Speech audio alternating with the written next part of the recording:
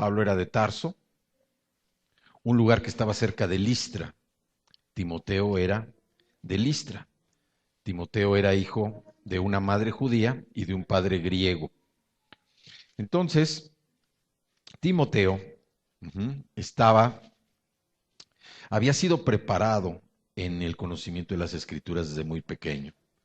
Su mamá, Eunice, se había preocupado por enseñar las escrituras. La mamá era una mujer judía y su abuela, Loida, también se había preocupado por enseñarle las escrituras. Cuando Pablo conoce a Timoteo, Pablo, pues de alguna manera se sorprende por el conocimiento que Timoteo tenía de las escrituras y lo empieza a preparar. De hecho, Timoteo recibe el llamado a través del apóstol Pablo. Y Pablo se convierte en un padre espiritual para Timoteo, lo empieza a preparar hasta que lo encarga como pastor de una iglesia y es precisamente en donde empieza esta carta. Esta carta Pablo se la dirige a Timoteo. A Timoteo lo había mandado a la iglesia de Éfeso, precisamente porque la iglesia de Éfeso estaba presentando en ese tiempo una serie de pues confusiones por falsas doctrinas que se estaban predicando, maestros falsos maestros que estaban engañando y estaban desvirtuando lo que establecía la palabra del Señor y aparte la inmoralidad que se estaba viviendo en esa ciudad. Éfeso era un puerto y como todo puerto era muy atractivo, sobre todo para el crecimiento y el desarrollo económico. Así también era una ciudad importante. ¿Por qué? Porque se podía propagar el Evangelio de una manera más extensiva.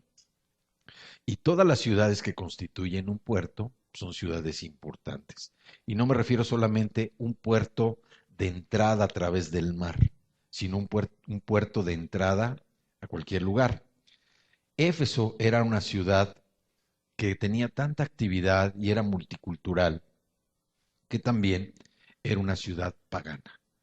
Aquí se adoraba a la reina Artemisa, también conocida como la reina Diana, que era la reina de la fertilidad. Entonces, vemos que este era un centro de cultos y actividades paganas en Éfeso. Era una ciudad idólatra. Ujú.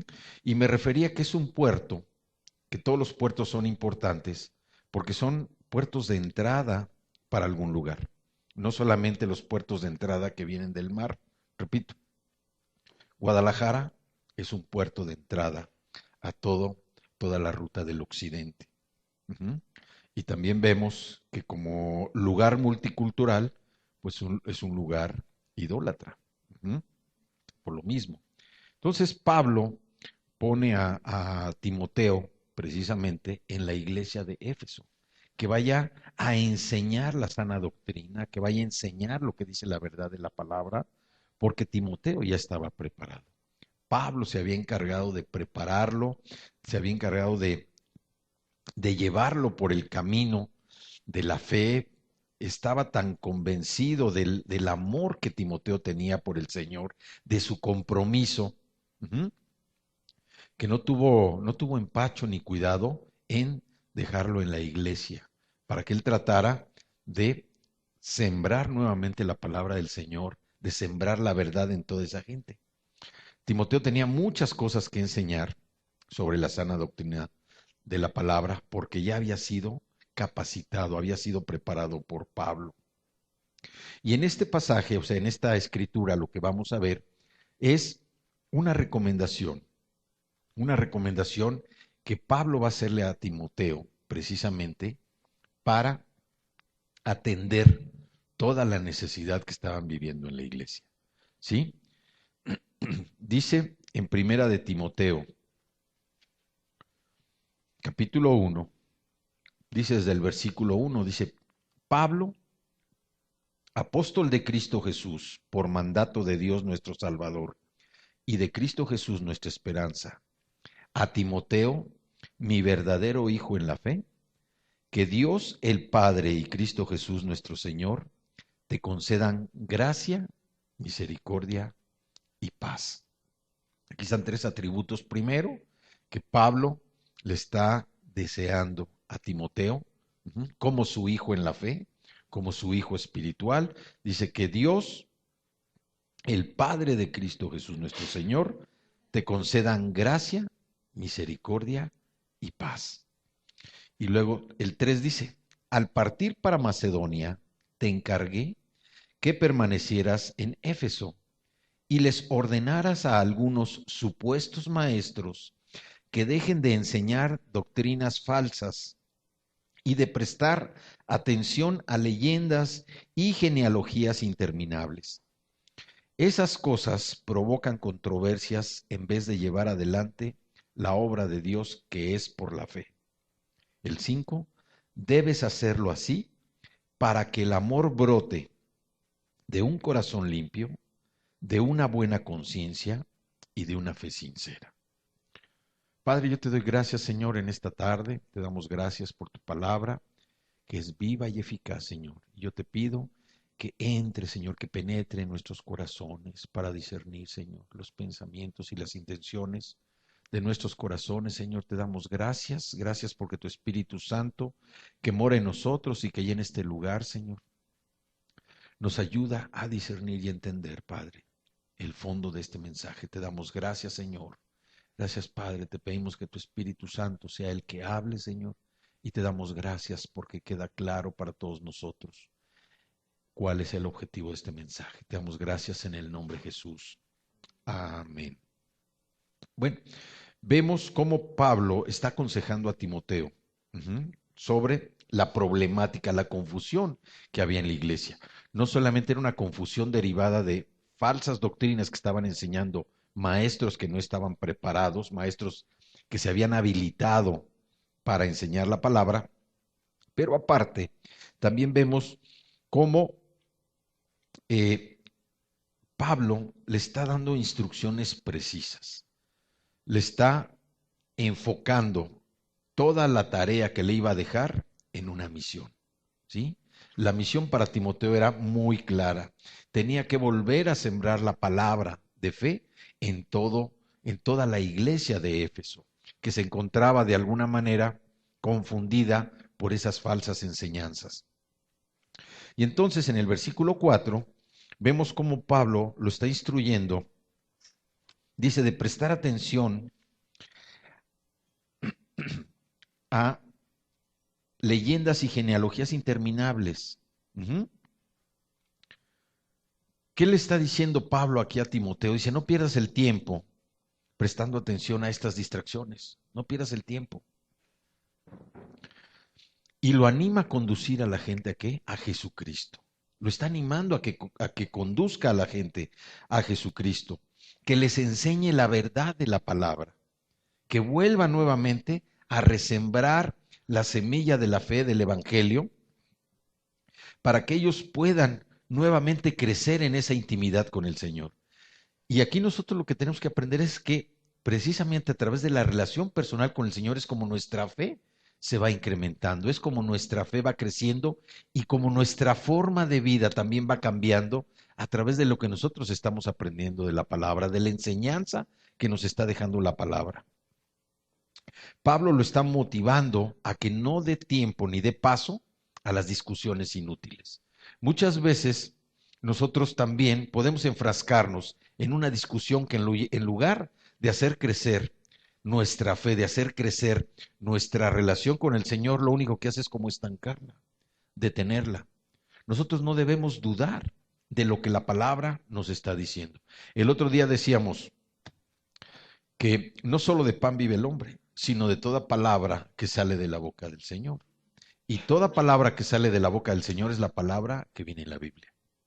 Lo que no viene en la Biblia sale de la boca de otra persona, que es el diablo. ¿Sí? Entonces, por eso nosotros debemos estar muy atentos a lo que dice la palabra. Y la palabra a lo que nos lleva es un camino de verdad, un camino de justicia. Pero nosotros tenemos que pedir el discernimiento del Espíritu Santo precisamente para comprender lo que la palabra nos está hablando a nosotros. El hecho de que nos reunamos aquí los domingos no es nada más a que hablamos la Biblia los domingos y que veamos qué es el mensaje del domingo, sino el objetivo es que nosotros lleguemos aquí con una expectativa de saber qué es ¿Qué es lo que Dios nos va a decir? ¿Cuál es el mensaje que Dios nos va a dar? ¿Y de qué manera este mensaje va a construir algo en mi vida? Me va a ayudar a mejorar esa relación personal con el Señor. Aquí estamos viendo que Pablo le está dando a Timoteo, le está diciendo que esa conducción que él va a hacer nuevamente de llevar al pueblo a la palabra, de llevarlo, de conducirlo a Jesucristo, tiene que fundamentarse en el amor. Pero el amor sustentado en tres cosas.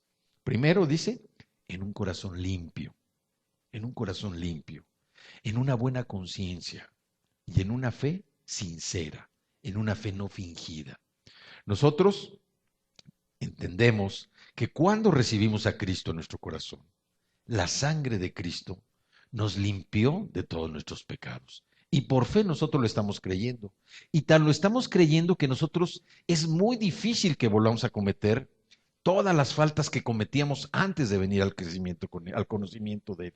Antes de que lo hubiéramos recibido, nosotros teníamos una vida que estaba llena de faltas, llena de ofensas, llena de pecado, llena de mentiras, de tantas cosas, tantos pecados. Esa era nuestra vida pasada. Pero cuando nosotros venimos a los pies del Señor, cuando venimos a los pies de Cristo, cuando lo aceptamos como nuestro Señor y Salvador, el sacrificio que Él hizo en la cruz al derramar su sangre es un sacrificio que a nosotros nos está limpiando, así dice la palabra, que nos está limpiando de todos nuestros pecados, no solamente de los pecados pasados, sino también de los presentes y de los futuros. Fue una especie de tarjeta prepagada por todo lo que nosotros íbamos a hacer, porque ninguno de nosotros vivía, aunque ya estábamos programados en la mente del Señor, ¿sí? Ninguno de nosotros estaba en ese momento.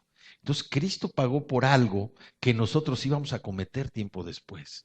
Y aunque para muchos es muy sencillo entender que la sangre derramada de Cristo limpió mis pecados, y dice uno, bueno, pues yo en realidad no siento nada. Yo siento que todavía voy a seguir pecando. Ah, pero viene la segunda parte de esta misión que Pablo le encargó a Timoteo y lo enfoca y le dice un corazón limpio. Un corazón limpio, ¿por qué está limpio el corazón? Porque la sangre de Cristo nos limpió de nuestros pecados. Por eso el corazón ya está limpio, aun y cuando nosotros sigamos cometiendo errores, sigamos cometiendo faltas, pero cada vez van a ser menores. Cada vez el poder de esa sangre, espiritualmente hablando, aunque nosotros no lo veamos, va a estar quitando esos pecados. Y aun y cuando nosotros sigamos cometiendo las mismas adicciones que teníamos, poco a poco, poco a poco, el siguiente punto que es la buena conciencia. Poco a poco la buena conciencia, que es cuando el Espíritu Santo nos llama. Esa es la buena conciencia. Cuando el Espíritu Santo nos está llamando, es cuando nosotros nos damos cuenta de que hay algo que ya no debemos hacer. Esa es la buena conciencia. La sangre de Cristo nos ha limpiado el corazón, pero aún nosotros, nuestra naturaleza pecaminosa, quiere insistir nuevamente en jalarnos hacia las cosas que ya no queremos hacer, que no debemos hacer, pero que seguimos haciendo. No es precisamente para que nosotros estemos sintiendo la culpabilidad. El sacrificio de Cristo es tan especial y tan importante en nuestra vida porque nos quita, nos libera toda esa presión que teníamos nosotros de culpabilidad, toda esa presión que teníamos de condenación por todo lo que pasó en nuestra vida pasada. Pero por eso el sacrificio de Cristo es tan importante que nos ha liberado de todo eso. Y así como Pablo le dice a Timoteo, con amor, de un corazón limpio y de una buena conciencia, de una buena conciencia y además de una fe sincera, una fe que no deje duda que verdaderamente Cristo está morando en ti, para que la enseñanza de la palabra verdaderamente sea puntual y precisa. Que la palabra que tú estás enseñando no sea una palabra como quien viene a una plática y que sale de aquí o que deja de leer la Biblia y se vuelve a enrollar en todos los temas del mundo, en todos los temas que nos agobian, en los temas que nos llenan de ansiedad, en los temas que nos presionan, en los temas que no nos dejan dormir, en situaciones que que nos hacen que estemos inquietos y que en un momento determinado lleguemos a dudar de que verdaderamente Dios está con nosotros. Hablábamos la semana pasada de que cuando nosotros recibimos a Cristo, recibimos al Espíritu Santo, la presencia de Dios ya está con nosotros. Ya no necesitamos ir a ningún lugar para estar en la presencia del Señor. La presencia del Señor ya está con nosotros. Y es como si lo tuviéramos aquí presente. Pero a veces como que se nos olvida, como no lo vemos físicamente, se nos olvida y nosotros seguimos en nuestras cosas. Llegamos a pensar que Dios está en el cielo, que nosotros estamos aquí abajo y que bueno, cuando Él se acuerde y voltee hacia nosotros o cuando nosotros nos acordemos, es cuando vamos a recurrir a Él. Pero si Él mora en nosotros, quiere decir que constantemente, las 24 horas del día, los 7 días de la semana, está con nosotros, presente en nuestro corazón. Entonces, Pablo le dice a Timoteo, con un corazón limpio. Limpio, ¿por qué? Porque ya estaba lavado por la sangre de Cristo. Con una buena conciencia, que es el llamado del Espíritu Santo. Y con una fe sincera. Nosotros, el que a veces una cosa nos salga bien, decimos, es Dios el que respondió. Claro que es Dios. Pero esto no significa que nuestra fe sea sincera. Perdón, muchas veces por cómo se dan las cosas, llegamos a pensar que es fe. Pero la fe, la verdadera fe, se mide en los momentos en que no encontramos de dónde agarrarnos. Ese es el momento cuando se mide la verdadera fe. Cuando no encontramos algo y llegamos a dudar si verdaderamente Dios está cerca de nosotros. Ese es el momento cuando se prueba la fe. Cuando decimos, Señor, no importa que yo esté viendo este desierto, pero tú tienes comida para mí. No importa que es pura tierra, pura arena la que veo, tú tienes provisión para mí. A veces cuando vemos que no hay ni una nube y necesitamos agua, ese es cuando se ve la fe. Señor, yo sé que aunque no veo las nubes, aunque no veo ningún vestigio de agua, tú vas a hacer llover para traer agua a mi sequedal. Entonces, la instrucción de Pablo a Timoteo fue muy precisa. Lo enfocó precisamente en la misión. Más fácil era decirle, ¿sabes qué? Te encargo la iglesia de Éfeso. Hay confusión en la enseñanza, hay inmoralidad, con lo que tú sabes que has aprendido conmigo, lo que yo te he enseñado y lo que Dios ha estado trabajando en tu corazón. Con base a eso, tú dale, tú dale. Pero Pablo, que había pasado un proceso también muy difícil, Pablo había sido uno de los más feroces perseguidores de la iglesia primitiva. ¿Sí? Él por la pasión que tenía, él pensaba que haciendo lo que hacía, estaba viendo o estaba haciendo más bien algo de lo que Dios le iba a dar su visto bueno. Pero Pablo estaba atentando contra la iglesia del Señor. Por eso cuando Dios lo convierte, Pablo al principio, pues en toda la gente dudaba si verdaderamente era una persona convertida o si no iba a sacar algo, iba a sacar algo para volver a comportarse como se comportaba en el pasado. Entonces Pablo también había pasado por su proceso, un proceso especial, pero vemos cómo Dios que había trabajado en la vida de Pablo, Pablo estaba trabajando en la vida de Timoteo. Y así es Dios cuando nos da a nosotros la misión, cuando nos da un objetivo, no perder el foco de cuál es lo que nosotros tenemos que hacer. Un corazón limpio, que no es saber cómo voy a limpiar mi corazón, no. Por fe sabemos que la sangre de Cristo ya limpió nuestro corazón. El corazón limpio ya lo tenemos. Pero oye, seguimos cometiendo errores, no he podido despojarme de todo aquello que me atribulaba, que me condenaba. Ok, vamos a escuchar la buena conciencia, el Espíritu Santo, que nos hable. Y eso automáticamente poco a poco va a ir quitando lo demás. Y finalmente mostrar lo que es una fe sincera. No una fe en las cosas que se ven, en las cosas que ya tenemos.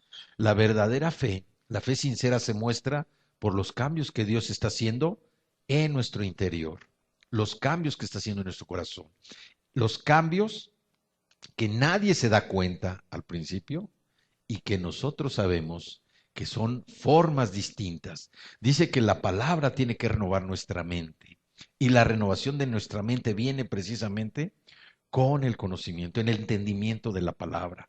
Porque cuando yo renuevo mi mente es cuando estoy dispuesto a cambiar de dirección. Estoy dispuesto a seguir un camino distinto y estoy dispuesto a dejar todas aquellas cosas, todos aquellos vicios, aquellas adicciones que tuve hasta ese día.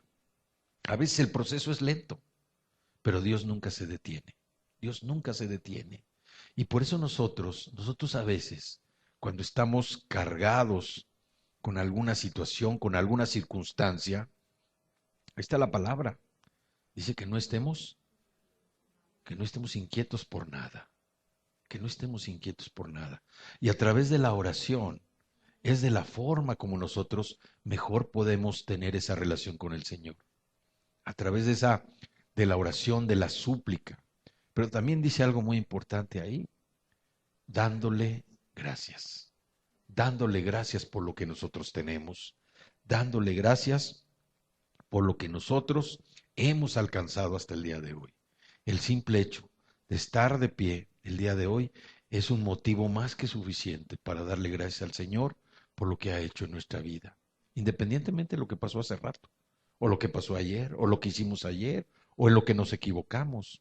Hoy le damos gracias al Señor porque podemos estar de pie, porque podemos alabarlo, porque podemos adorarlo, porque podemos estar escuchando su palabra y sobre todo porque sabemos que tenemos un Dios de misericordia, un Dios de misericordia. A veces no valoramos lo que Dios está haciendo por nosotros. A veces no valoramos, no directamente, no directamente, sino que a través de personas Dios también se manifiesta en nuestra vida.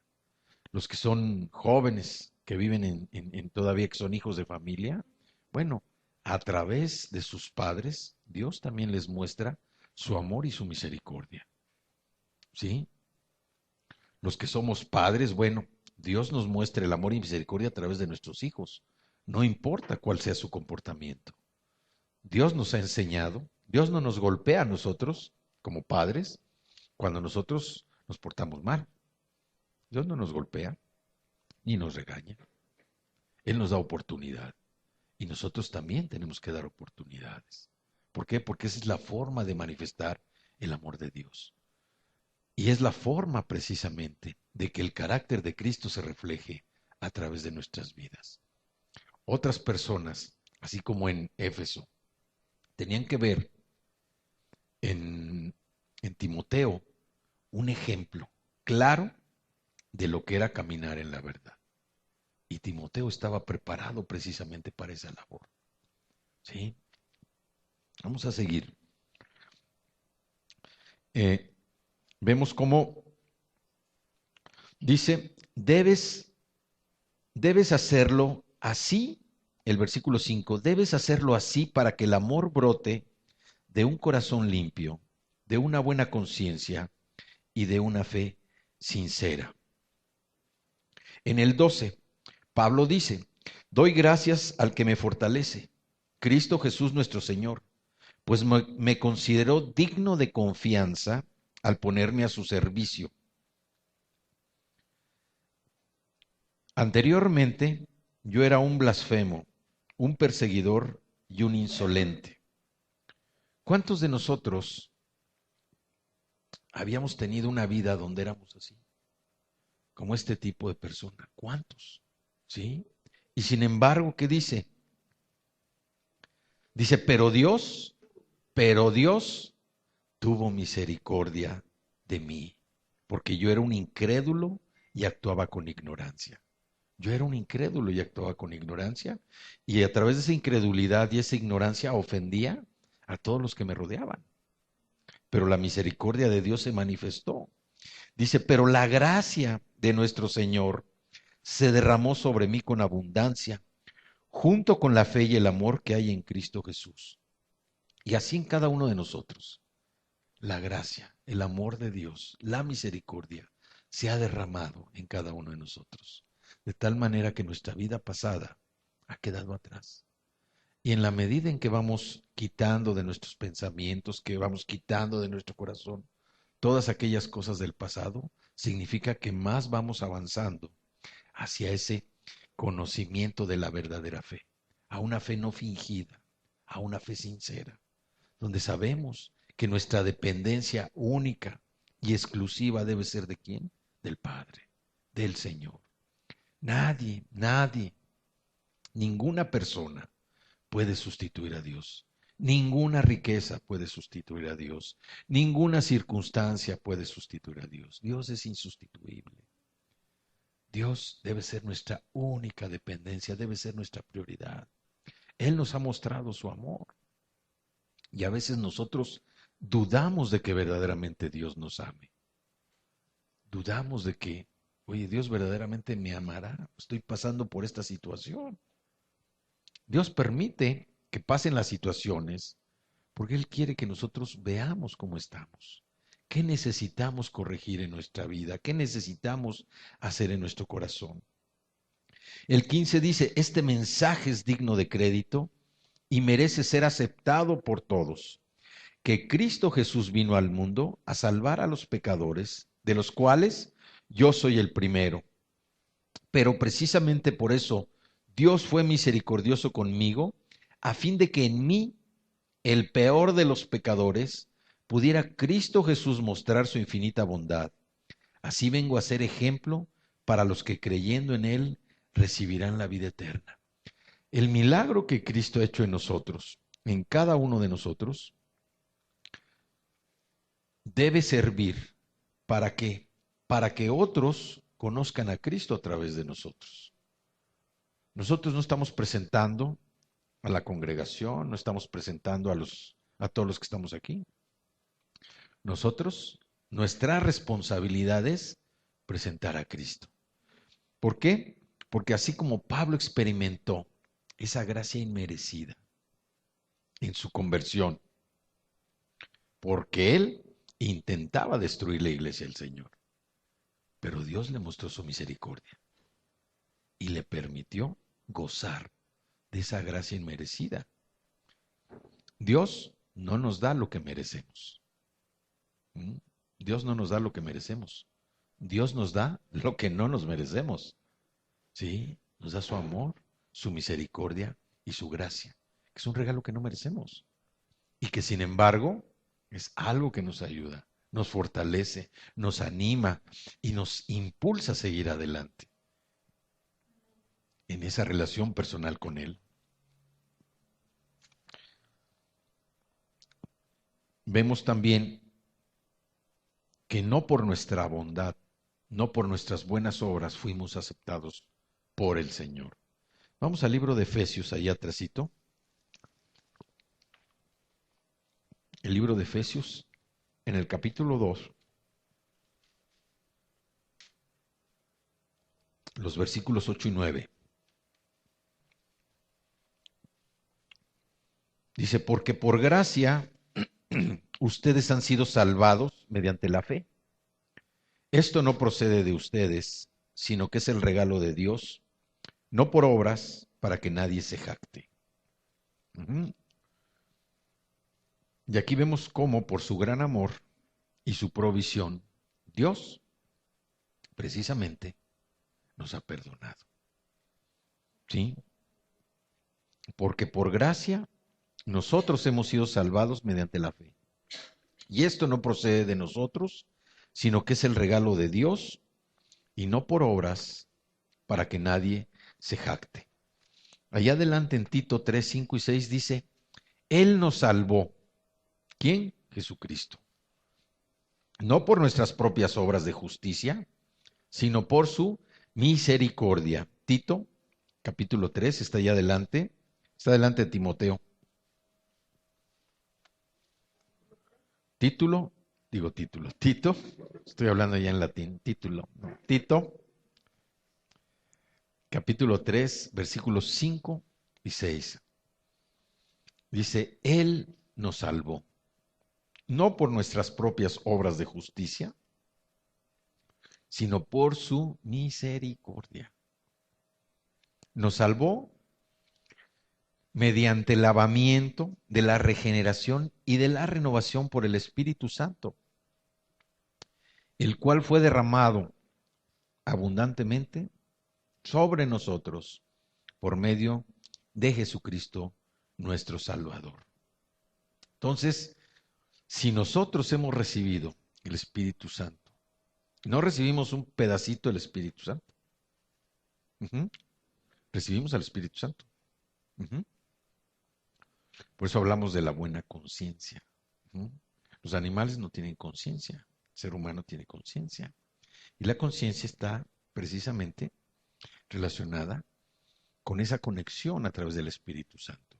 Cuando vamos a cometer algún hecho o vamos a decir algo que va en contra de la palabra, hay así como una advertencia, como una alarma.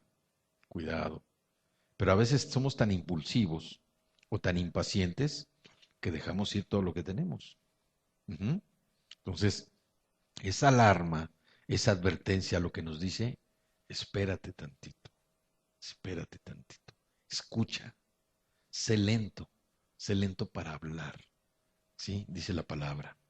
Entonces, este enfoque de la misión que Pablo había hecho con Timoteo estaba fundamentada prácticamente en tres cosas. En que por amor mostrara un corazón limpio. Ya vimos que el corazón limpio está limpio por la sangre preciosa de Cristo. Que tuviera una buena conciencia y que mostrara una fe no fingida, una fe sincera.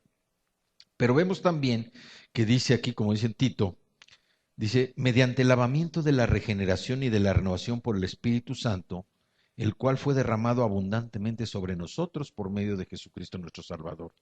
Y aquí lo que podemos ver es cómo este enfoque en la misión se vivió desde Hechos de los Apóstoles o Hechos del Espíritu Santo en el capítulo 1. Vámonos al libro de Hechos, al capítulo 1, y vamos a leer de los versículos del 6 al 8.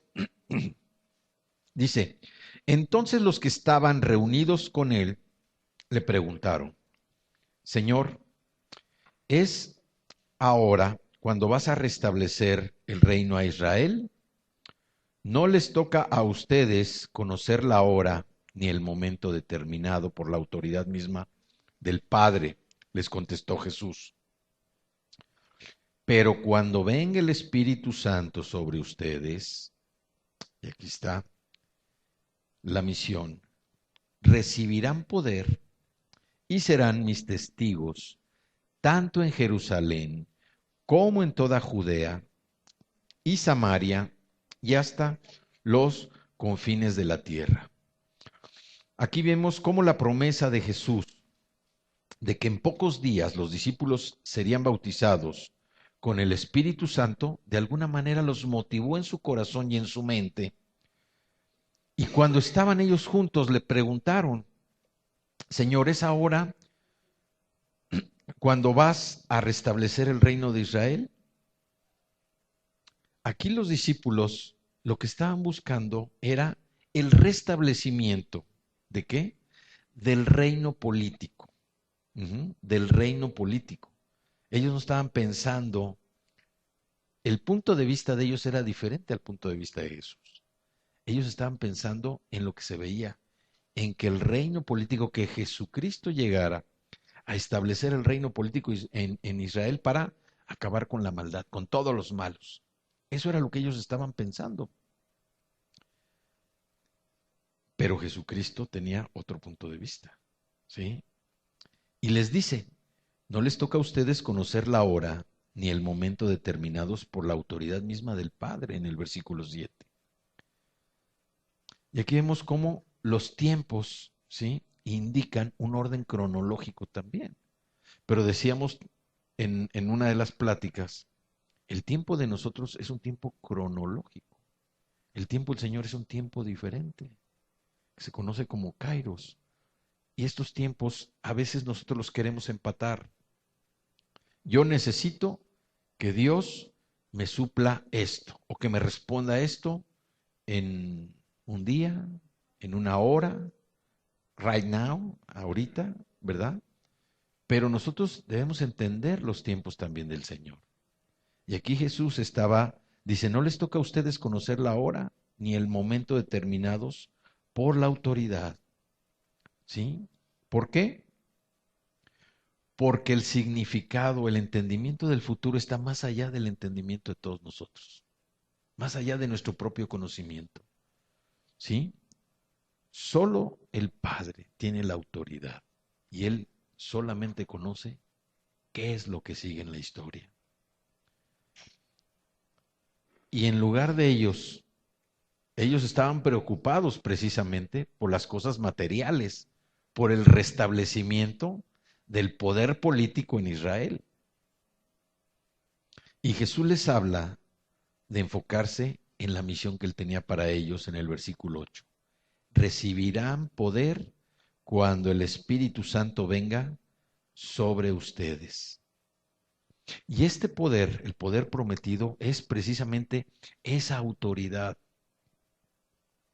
Es una autoridad real que Dios nos da a nosotros. Una autoridad que nos da ¿para qué? Para vencer al diablo, para vencer a Satanás, que es el Dios de este siglo.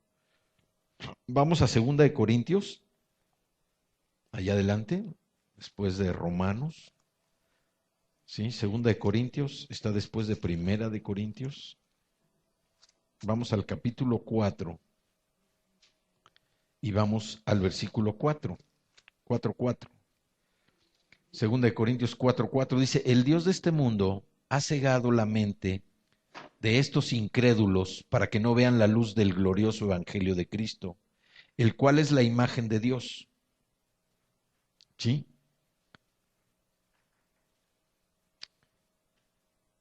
Y vemos también como en Lucas 4:14, también nos habla de este poder dado por Dios al Espíritu Santo en Jesucristo.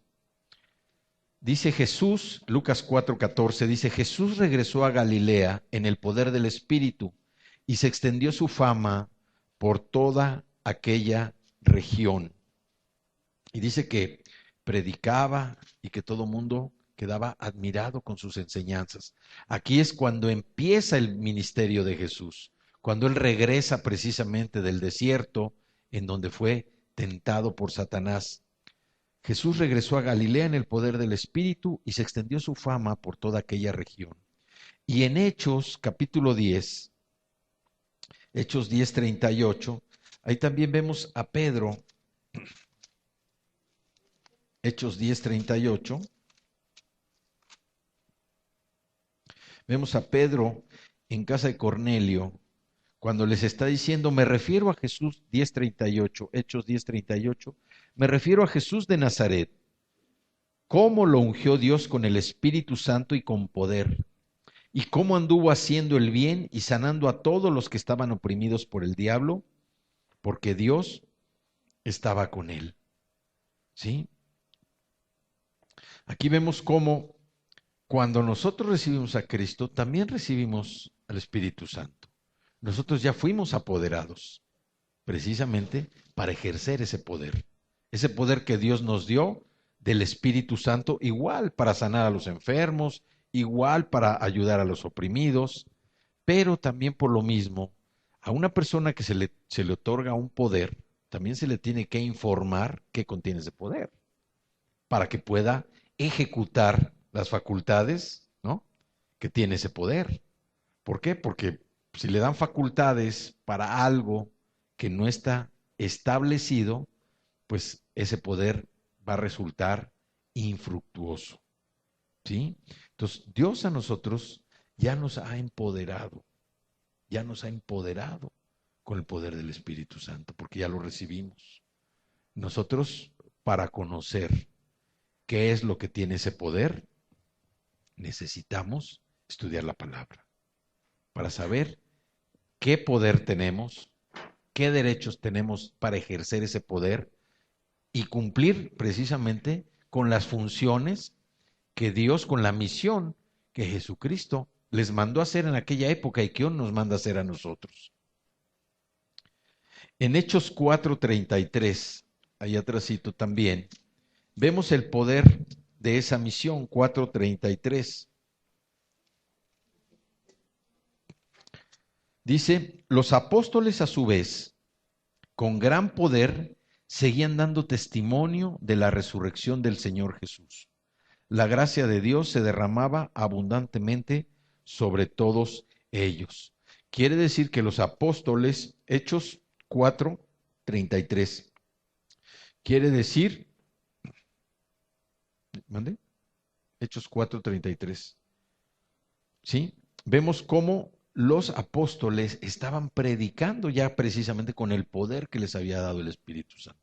Pero ellos estaban preparados, ya habían pasado un proceso de preparación junto a Jesús y ahora la misión era que ellos tenían que dar testimonio de lo que habían vivido y precisamente estar predicando la resurrección de Jesucristo, que era una parte en donde los judíos no entendían, no terminaban de entender.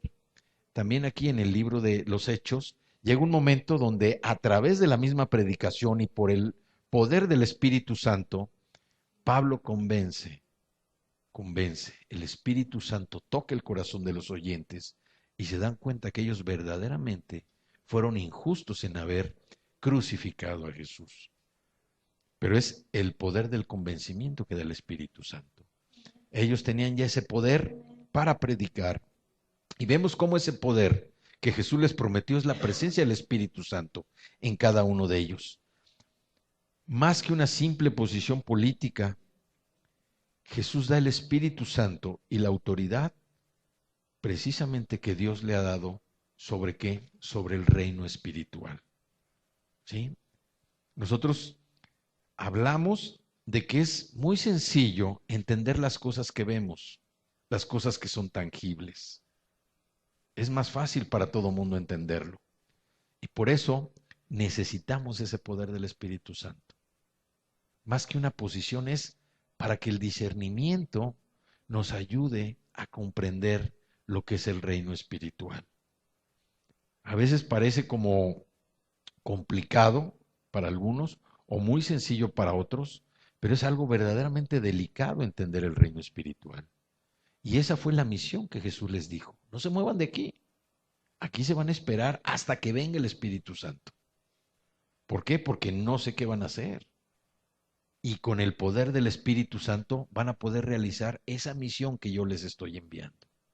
Van a poder predicar, van a poder, con la ayuda del Espíritu Santo, que las personas conozcan, que les quede claro, ya no solamente a los judíos, sino también a los gentiles, la resurrección de Jesucristo, que era el tema más complicado de entender. Oye, ¿cómo crucificaron a Jesús? ¿Cómo es que resucitó? ¿No estuvo en la tumba? ¿Cómo es que está sentado a la derecha del Padre? Todos esos temas deberían explicarlos, pero con palabras de sabiduría y rodeados precisamente del Espíritu Santo para que pudieran comprender todos esos puntos. Cuando nosotros recibimos el poder del Espíritu Santo, estamos preparados y autorizados para dar testimonio del Evangelio. ¿Cómo? Viviéndolo y presentándolo. ¿Sí? Nosotros tenemos que vivir el Evangelio. Si hoy estamos hablando de que ya recibimos el poder del Espíritu Santo, tenemos que vivir ese poder. ¿A través de qué? De creer en Jesucristo, de creer verdaderamente que su sacrificio en la cruz, que ese lavamiento, ese derramamiento de su sangre, verdaderamente limpió nuestros corazones. Nosotros ya nos tenemos que preocupar de cómo limpiar mi corazón, ¿sí? ¿Cómo se llama? ¿Con lo que limpian? Con Easy Off o con detergente, ¿sí? ¿No? ¿Con qué? ¿Con talco? ¿Con cloro? No, ya no tenemos que preocuparnos, porque el sacrificio precisamente de Cristo fue el limpiar nuestros pecados. Y esa es la fe que nosotros debemos tener presente, que Él verdaderamente limpió nuestros pecados, que Él ya nos ha quitado a, de todo lo que nos condenaba, de todo lo que nos estaba llevando a una vida de tristeza, a una vida de sufrimiento o de ansiedad. El poder que Jesús prometió es un poder que se da con la presencia del Espíritu Santo. Y ese es el enfoque de la misión. El resultado y la meta que nosotros debemos tener con el Espíritu Santo es que ese poder se pueda manifestar a través de qué? De señales, a través de qué? De milagros y a través de qué? De mensajes de la palabra que nos motiven a nosotros a seguir adelante. ¿Sí? Que sean cosas que nosotros estamos recibiendo y que nos damos cuenta que no es otra cosa sino el poder del Señor. Que no son cosas de las circunstancias, de la casualidad. Todos los días nosotros estamos enfrentando decisiones que involucran nuestra conciencia, que nos envían señales claras de advertencia cuando estamos a punto de llevar a cabo algo que va en contra de la voluntad de Dios. Si nosotros ignoramos o rechazamos esas advertencias, pues nos vamos a meter en problemas. Por eso nosotros necesitamos estar alertas. No necesitamos actuar de manera distraída. ¿Sí? La conciencia nos está avisando de cosas que nosotros debemos tomar en cuenta. ¿Para qué? Para no violar esa voluntad de Dios en nuestra vida. No hacer cosas de las que después nosotros mismos al reconocernos estemos arrepintiendo. Si bien es cierto que vivimos bajo la gracia, que no vivimos bajo la ley, pero también es cierto que la conciencia nos ayuda a ir modulando nuestro propio comportamiento, nuestra propia conducta, y que todo aquello que nosotros veníamos cometiendo en el pasado, cada día se vaya retirando más. Cada día nosotros lo vamos teniendo presente y que nuestro comportamiento verdaderamente refleje el carácter de Cristo. El carácter de Cristo no es el reflejar un carácter de alguien muy serio, un carácter de alguien que no habla, ¿verdad? Para no cometer un error. No, el carácter de Cristo es un carácter que tiene que manifestar la libertad. La libertad con la cual podemos hablar, la libertad con la cual podemos cantar, la libertad con la cual podemos alabar al Señor, la libertad con la cual podemos darle gloria y honra. Ayer fuimos a un evento donde el, uno de los protagonistas, el responsable de todos los protagonistas, era un congreso nacional, pero el responsable de los protagonistas, cuando terminó, dijo, gracias por los aplausos, pero la honra y la gloria es para el Señor. Tuvo valor para decir eso en ese auditorio. ¿Sí? Y como dice la palabra, el que me reconoce en público, yo lo reconoceré en privado. ¿Sí? A veces necesitamos ese valor para poder proclamar que Jesucristo es el Señor. Entonces, la sangre de Cristo no solo nos limpia desde nuestra apariencia externa, sino que cubre o cubrió todos nuestros pecados. No es como se hacía en el Antiguo Testamento en las ceremonias, en donde la sangre purificaba a las personas desde el punto de vista exterior. La sangre de Cristo purifica nuestra naturaleza. La sangre de Cristo nos hace completamente libres del dominio del pecado, del dominio de la condenación, del dominio de la culpabilidad. Eso es lo que hace la sangre de Cristo. Y por eso necesitamos entender que el sacrificio de Cristo no fue un sacrificio en vano, que el sacrificio de Cristo tuvo un verdadero valor en nuestra vida. Y a pesar de que nosotros no lo podamos ver de manera inmediata, ese proceso de regeneración, como dice la palabra, de renovación del Espíritu Santo derramado sobre nosotros de una manera abundante, finalmente nos va a llevar a que cumplamos con la obra que Dios ha establecido para cada uno de nosotros. Dice que el que inicia la buena obra, Él la va a terminar. Y en cada uno de nosotros, independientemente lo que estemos haciendo, independientemente el tipo, el estilo de vida que llevemos, Dios va a cumplir su obra en nosotros. ¿Sí? Eso no debemos dudarlo. Ujú. Llegará el momento en que nos caigan los veintes de algunas cosas que tenemos que cambiar en nuestra propia vida. Pero lo más importante que es reconocer que el sacrificio de Cristo tuvo un valor tan importante en mi vida que está logrando que verdaderamente cambie. Esa sangre derramada por Cristo nos está llevando y confirmando que tenemos un corazón limpio, ¿sí? El Espíritu Santo, que tenemos una buena conciencia. Y el amor de Dios, que nuestra fe tiene que ser sincera, que nuestra fe no tiene que tener duda, que nuestra fe no es nada más por lo que ya se hizo, pues es la fe, ¿no? Como les decía, la fe, nosotros la ponemos en práctica cuando las cosas están que parece que no hay por dónde, que no hay por dónde, no hay un resquicio por dónde entrar. Ahí es cuando nosotros estamos probando la verdadera fe. Pero ¿qué tenemos que hacer? Depender única y exclusivamente del Señor, única y exclusivamente de Él.